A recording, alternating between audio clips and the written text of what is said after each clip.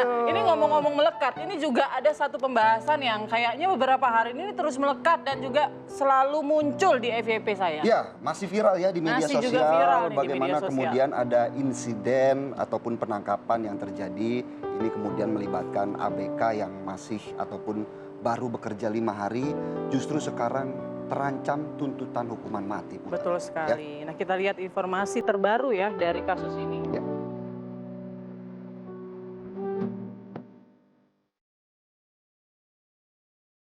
Enam terdakwa kasus penyelundupan 1,95 ton sabu yang merupakan ABK Sea Dragon hadir dalam sidang lanjutan yang digelar di Pengadilan Negeri Batam. Keenam terdakwa tersebut adalah Fandi Ramadan, Hasiholan Samosir, Leo Chandra Samosir, Richard Halamuan Tambunan, serta 2 warga negara Thailand. Melalui penasihat hukum, para terdakwa membacakan pledoi atas tuntutan jaksa yaitu pidana mati. 1 terdakwa tidak memberikan nota pembelaan, sementara 2 warga negara Thailand dan 3 terdakwa lainnya minta dibebaskan dari tuntutan karena tidak terlibat dan tidak tahu ada sabu dalam kapal. Dalam pledoinya, kuasa hukum Fandi, Bakhtiar Batubara menegaskan, kliennya tidak memiliki niat maupun keterlibatan dalam pemufakatan jahat peredaran narkotika. Fandi baru mulai bekerja di kapal pada 14 Mei 2025 dan hanya bekerja sebagai juru mesin di kapal tanker MT Sea Dragon. Ia tidak mengetahui muatan narkotika yang diangkut. Ya itu tadi, karena memang murni kawan ini, si Pandi ini hanya menginginkan pekerjaan yang halal sesuai dengan kualifikasi pendidikan dia. Itu. Bang, dari pembelian ini kira-kira gimana nanti keputusan dari majelis? Kalau harapan kita harus karena pasal yang dituduhkan itu tidak terpenuhi unsurnya, ya harus dilepaskan. Dari fakta persidangan juga terungkap Fandi baru mengetahui isi kardus tersebut setelah kapal dihentikan TNI Angkatan Laut dalam operasi gabungan bersama Badan Narkotika Nasional pada 21 Mei 2025 setelah melewati perairan Karimun Anak Kepulauan Riau. Dari Batam, Kepulauan Riau, Alboin, TV One mengabarkan.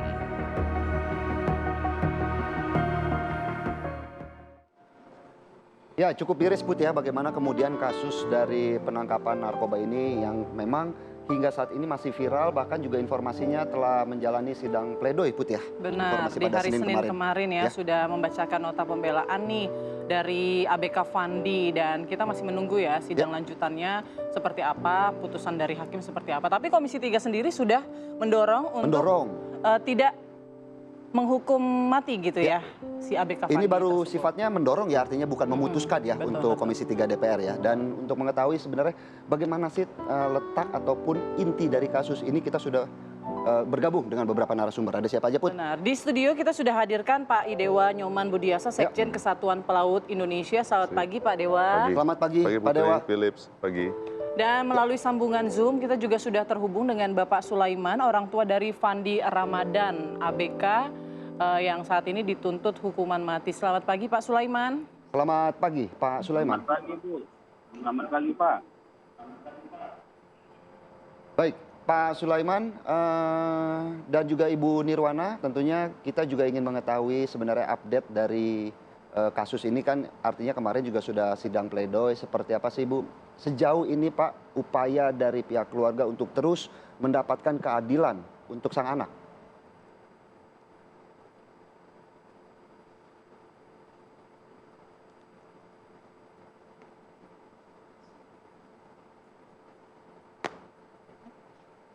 Ya, Pak Sulaiman mendengar suara kami? Dengar Pak.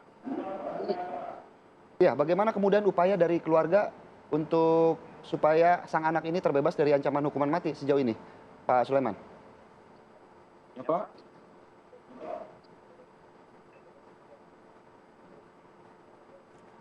Mungkin Bu Nirwana kalau mendengar boleh ikut menjawab juga Ibu Nirwana. Sejauh ini apa upaya yang sudah dilakukan pihak keluarga agar Fandi ini tidak atau terbebas dari hukuman mati?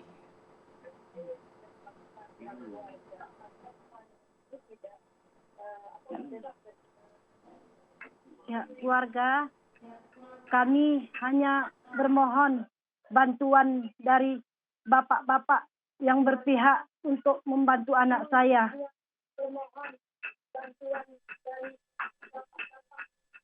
Ya, pihak keluarga sudah meminta bantuan kemana saja, Bu? Kepada Bapak Presiden, Bapak Hotman Paris, Komisi 3. Komisi 3. Baik, Ibu Nirwana, sejauh ini bagaimana kemudian kami juga ingin mengetahui kondisi Fandi selama ditahan, apakah memang Fandi juga masih terus berupaya ataupun masih semangat untuk menjalani sidang atau seperti apa dengan ancamannya hukuman mati, Ibu Nirwana? Ya, kami sebagai keluarga tetap mempertahankan keadilan ini untuk anak saya, biar anak saya terlepas dari tuntutan yang tidak pernah diperbuatinya.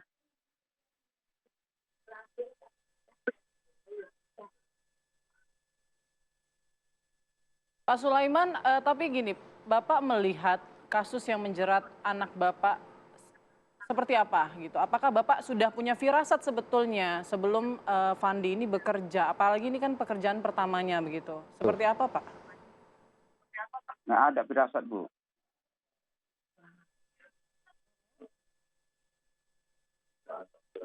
Firasat? Ya. Maksudnya ada firasat sebelum memang ada kekhawatiran pada saat rekrutmen mungkin gitu, ada kejanggalan yang dirasakan pihak keluarga. Nggak ada, Bu.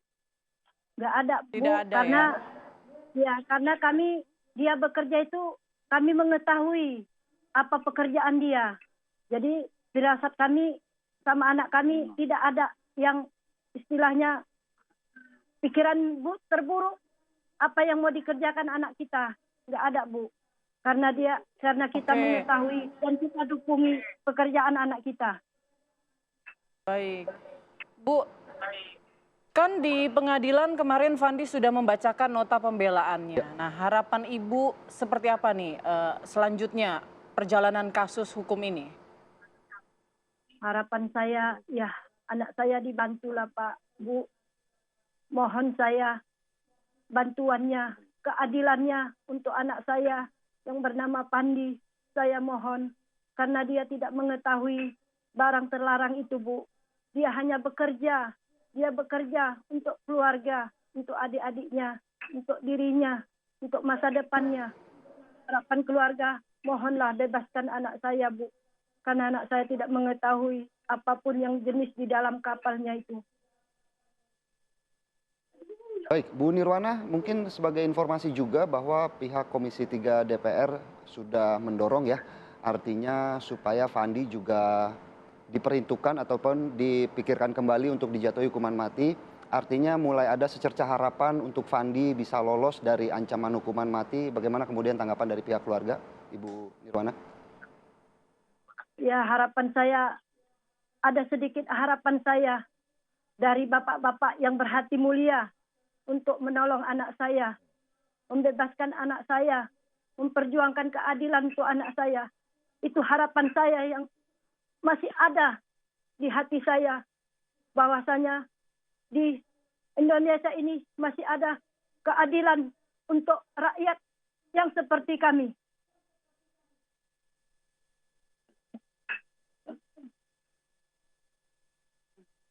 Baik, Bu Nirwana, kita juga pengen tahu sih Bu sebenarnya mungkin boleh Bu diceritakan soal sosok Fandi ini sejak kecil seperti apa, kemudian juga apakah memang Fandi ini sudah bercita-cita menjadi pelaut gitu, pelaut dari kecil, seperti apa Bu sosok Fandi kecil ini? Si Fandi ini sosoknya anaknya yang penurut, anaknya yang baik, mendengar nasihat orang tua, tidak pernah membuat keburukan di mana saja pun, biar di dalam sekolah, di dalam kampusnya, tidak pernah. Cita-citanya, dia bukan mau jadi pelaut, cita-citanya mau jadi tentara.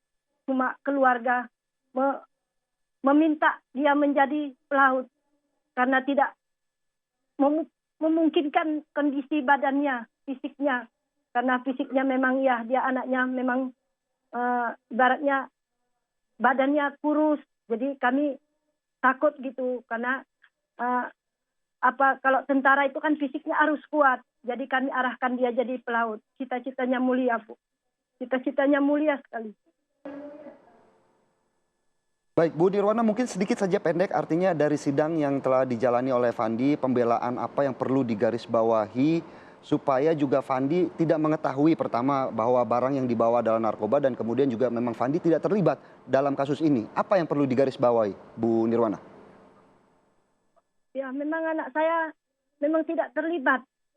Dibilangnya dia tidak mengetahui, makanya kami memperjuangkan keadilan untuk anak saya. Tegakkan kebenaran untuk anak saya.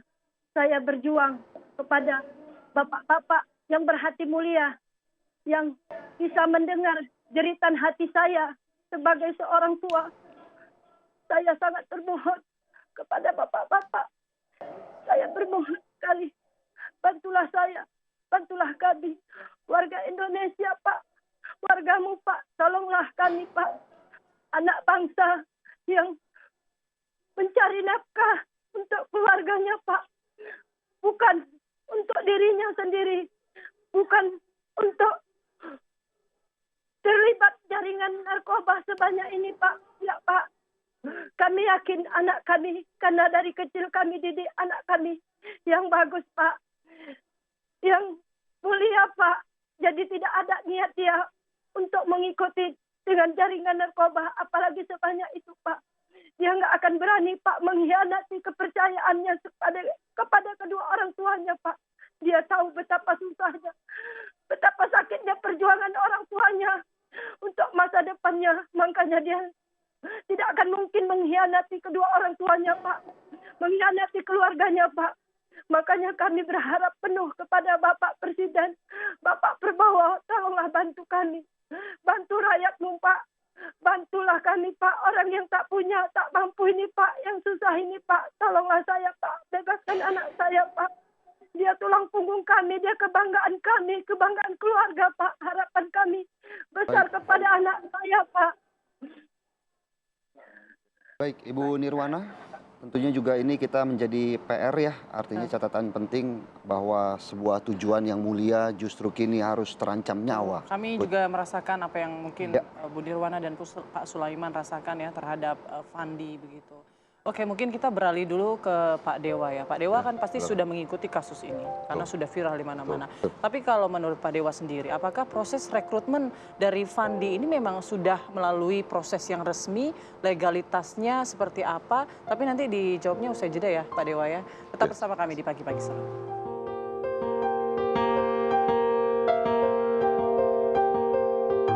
Anda kembali di Pagi-Pagi Seru, mungkin langsung saja Pak Dewa menjawab rekrutmen dari Fandi dan kawan-kawan ini apakah memang sesuai prosedur, mekanisme yang resmi atau seperti apa?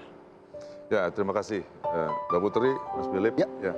Jadi kami dari Kesatuan Pelaut Indonesia, sebuah serikat pekerja pelaut yang ada di Indonesia yang menjadi satu-satunya serikat pelaut yang berafiliasi dengan International Transport Workers Federation. Jadi kita collaboration dengan 147 negara dari union atau serikat pekerja pelaut yang ada di 147 negara di dunia. Nah, menelaah kasus Fandi ini, yang kapal ini sudah ditangkap dari tahun lalu sebenarnya. Sudah ditangkap? Ya. Pernah ditangkap? Bukan, artinya kejadian ini tahun lalu. Oke. Bulan Mei 21 sampai 25. Jadi orang tua Fandi sendiri, Bu Nirwana dan Pak Sulaiman sebenarnya pernah mengunjungi kantor cabang kami di KPI cabang Belawan. Untuk minta pendampingan tuh? Minta pendampingan, minta pendapat, itu kalau nggak salah 3 hari sebelum sidang yang terakhir kemarin kalau nggak salah. Tuntutan? Artinya yang, ya, sidang tuntutan dari jaksa ya. Dan di situ kita melihat, kalau kami di organisasi tentunya melihat dari perspektif kemaritiman ya, khususnya kepelautan. Memang kalau kita lihat di sini banyak sekali yang harus yang bisa dikoreksi gitu ya. Atau mulai dari sistem perekrutan karyawannya, mulai dari kelaik lautan kapalnya itu sendiri gitu. Karena kapal ini lama di Batam, di galangan kapal. Gitu. Jadi sampai hari ini kita belum bisa tahu kapal ini sudah, kalau bahasa kendaraannya sudah disamsat belum? Ada nomornya? Sudah berlayar, iya. Jadi kapal itu laik layar salah satunya. Kapal itu harus memiliki certificate of register. Di mana kapal itu diregistrasi, di negara kayak mana. BPKB gitu BPKB lah ya. Benderanya apa gitu. Ya kan? Ada nggak kapalnya ini? dari sumber kami di Serikat Pekerja, kami tidak temukan. Termasuk kami sudah coba minta ke Lloyd Register, ya kan, pusat registrasi kapal di London. Kapalnya nggak ditemukan, tidak ada registrasi kapalnya. Udah Walaupun ilegal tuh proses ya. merekrutnya itu cukup rapi atau seperti apa kalau kita berbicara? Kalau ini setelah tidak ada kemarin sistem perekrutannya kalau saya melihat. Jadi kalau saya simak ceritanya. Jadi yang dijalani Fandi itu bukan sistem perekrutan, tapi sistem apa ya, kayak ya perekrutan secara langsung. Secara langsung. Berbedanya apa yang merekrut secara resmi dan apa yang kemudian dialami oleh Fandi ini seperti apa, Pak Dewa? Ketika mereka keluar negeri, ya apapun profesinya, dalam undang-undang pekerja migran kita disebut pekerja migran. Tentu di sini ada SOP, prosedur bagaimana untuk mengirim tenaga kerja migran. Itu pertama. Untuk pelaut pun ada juga izin yang dikeluarkan oleh pihak perhubungan laut, ya kan, endorsement, ijazah-ijazah dan sertifikasi dokumen kepelautan itu harus di-endorse. Apakah ini melalui proses itu? Saya yakin tidak. Saya yakin tidak gitu. Terus kapal sendiri kalau dalam bahasa shipping internasional, kapal ini disebut dengan phantom shipping. Artinya Phantom, apa? Phantom, ya, phantom itu apa? Jadi kapal itu ada kapal-kapal bendera nasional, ya kan? Ada kapal-kapal bendera kemudahan. Bendera kemudahan itu kapal-kapal yang antara pemiliknya dengan bendera kapalnya, registrasi kapalnya berbeda negara. Gitu. Ada juga yang kita sebut phantom shipping. Phantom shipping ini yang biasa dipakai untuk ilegal. Dia tidak terregister. Jadi kapal siluman lah. Ya kan? siluman. Ini kategori itu, ya kan? Walaupun berlabuhnya di dermaga yang kita bisa bilang dermaga yang memang diakui oleh pemerintah atau seperti apa? Biasanya memang kapal-kapal ini beroperasi di perairan yang pasti perairan bebas. Yang kedua, kalaupun dia harus berlabuh, dia akan mencari titik-titik yang, mohon maaf, otoritasnya lemah. Pengawasannya Lemah dalam lemah. pengawasan, ya. Lemah dalam pengawasan dan lain sebagainya. Oke. Artinya di situ. Nah, tapi gini, ini kan buat mengedukasi juga ya calon-calon pelaut Ya. mungkin yang akan Betul. bekerja di kapal gitu. Kadang-kadang mungkin bisa saja nggak paham proses rekrutmen yang benar sama yang tidak benar. Nah, mungkin Bapak bisa ngasih pencerahan nih. Kira-kira Seperti kalau apa yang rekrutmen benar? seperti ini perlu kita curigai nggak sih gitu? Ya, sebenarnya di Indonesia di Undang-Undang Pekerja Migran, walaupun di Undang-Undang Kepelautan ya. Ada satu loophole yang mau saya bicarakan di sini. Satu loophole itu dalam undang-undang kita, aturan kita, satu celah hukum yang ini dijadikan disalahgunakan oleh oknum, ya kan? Yaitu masih adanya diperbolehkannya pekerja migran atau pelaut independen, mandiri. Di situ masih ada. Ini selama ini menjadi kecelahan. Bukan hanya di laut, yang paling parah kemarin ya kejadian ya mereka yang menjadi korban TPPO ke Kamboja. Misalnya, karena ada pekerja mandiri itu masih diperbolehkan, gitu. Walaupun alasannya itu hak asasi manusia itu tetap harus tercantum, tapi ini menjadi lubang besar, celah besar, lubang hitam untuk sistem perekrutan pekerja migran dan pelaut di Indonesia. Karena broker-broker yang tidak bertanggung jawab ini akan menggunakan celah itu. Ini maksudnya pelaut mandiri misalnya kapalnya punya siapa, terus dia hire sendiri Kaptennya nggak tahu gitu, siapa, seperti itu ya berarti posisinya ya. Terus yang rekrut ABK-nya nanti bukan dari kaptennya gitu atau dari bawaan siapa, beda-beda orang gitu artinya ya. direct hire. Ya, Tanpa ajakan, ya, ajakannya ajakan betul. juga artinya ya. Ya, ajakan ya kalau 1-2 orang enggak apa-apa. Kasus Javandi ini 4 orang. Ya kan? Kasus yang Kamboja yang pekerja migran dipekerjakan di bisnis ilegal juga. Judol itu ratusan orang. Scamming bisa jatuhnya bisa jadi scamming ya. Ya. Karena itu celah. Jadi ini yang harus mungkin pemerintah stakeholder artinya harus segera putuskan ini. Ketika bicaranya prevention, protection untuk tenaga kerja kita di luar negeri, ya lubang-lubang itu harus ditutup dulu. Gitu. Nah sebetulnya kan pekerja-pekerja ini kan harus mengetahui dulu lah, ini kapal apa, betul. apa muatannya, apa yang dibawa, tujuannya apa, itu kan udah pasti diketahui. Biasanya Nah, ada ini di kan, manifestnya ya kalau ya. untuk seperti itu. Nah, ya. Fandi ini kan katanya kan awalnya diinfokan misalnya bahwa muatannya minyak ya, Minyak, kalau nggak salah. informasinya. Kemudian tiba-tiba bawa sabu. Nah, ke dalam struktural kapal sebetulnya apakah ABK ini punya kewenangan untuk menolak perintah atasan jika ternyata tidak sesuai dengan informasi di awal tadi? Apalagi kan muatan-muatannya. transaksinya di tengah laut, artinya kan Betul. mungkin kalau dia menolak, wah saya kalau mau lompat ya jauh, lautnya air semua, kan Betul. artinya begitu. Untuk menolak kan cukup sulit, Pak Dewa. Seperti apa kemudian? Ya, ini juga yang kami mohon dari Majelis Hakim di Pengadilan Negeri Batam, ya, untuk melihat juga dari kacamata maritim, gitu ya. Oke, ada Jadi, perbedaan, artinya seperti apa? Ada perbedaan antara jangan hanya dari kacamata darat saja. Oke, Bahwa untuk bertahan di ekosistem di laut, gitu. Ada istilah atasan nakoda menyuruh kita bergerak semua. Dalam undang-undang kemaritiman kita, mulai dari KUHD, kita undang-undang hukum dagang, sampai ke undang-undang pelayaran, di situ jelas kategorinya. Hanya ada nakoda dan ABK. Apapun posisi Fandi, karena dalam agreement-nya, kontraknya Fandi, di situ tertulis dia sebagai chief engineer. Ya. mesin. Ya kan? Mesin, Ya. ya kan? Cuman dalam undang-undang kita hanya mengenal ada dua. Hanya ada nakoda atau master atau captain dan ABK, gitu. Dan nakoda adalah kalau boleh dibilang dalam peraturan baik nasional internasional, dia punya 5 jabatan kalau saya bilang ya. Dia presiden di atas kapal. Dia adalah panglima tertinggi di atas kapal. Dia adalah jaksa tinggi di atas kapal. Dia adalah kepala Berarti relasi kepolisiannya. kuasanya cukup kuat ya? Absolut, mutlak. absolut. Absolut, mutlak. Jadi nggak Gitu. punya wewenang mereka untuk menolak perintah? Tidak ada satupun ABK yang berani untuk menentang. Berarti sebetulnya statement ini bisa meringankan Fandi harusnya? Ya, itu dia. Makanya saya sangat memohon sekali dari pihak pengadilan di pengadilan negeri di sana. Lihat perspektif itu. Bahkan dalam undang-undang narkotika sekalipun di pasal 27, silakan dicek. Di situ disebutkan nakoda bukan ABK. Yang penanggung jawab Bertanggung jawab ya. di pasal 28-nya pilot untuk yang transshipment udara. Gitu. Jadi ABK ini bukan saya anti bukan saya ingin Mengintervensi. Memihak gitu, mengintervensi ya, tidak. benar-benar. Tapi kami memohon Baik. gitu. Oke, Karena baik. Fandi ini hanya seorang ABK. Gitu. Yang Apalagi baru bekerja 5 pula, hari, ya kan? cita-citanya juga ingin membantu keluarga. Sangat mulia, Baik. Pak Dewa. Tapi memang Ya. kalau berdasarkan statementnya Pak Dewa tadi, harusnya itu Ya. bisa jadi salah satu Ya. pembelaan Fandi ya. Ada kata-kata yang juga, akan meringankannya pada... ada kata-katanya Fandi mengetahui.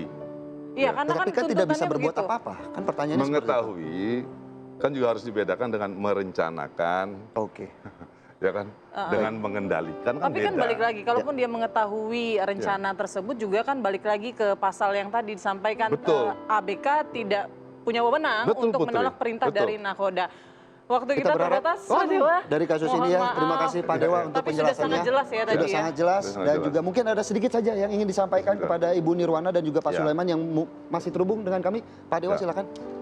Bu Nirwana, Pak Sulaiman, kami dari Kesatuan Pelaut Indonesia, kami turut prihatin. Dari awal Ibu dan Bapak bertemu dengan pimpinan cabang kami di Belawan, kami sudah mengetahui, memantau terus kasus-kasus ini. Dan kami berharap di bulan Ramadan, di bulan suci ini, Bapak dan Ibu beserta Fandi mendapat berkah yang terbaik Amin. dari Tuhan Yang Maha Esa. Juga kepada Bapak Majelis Hakim, sekali lagi tolong lihat dari perspektif hukum kemaritiman, gitu ya.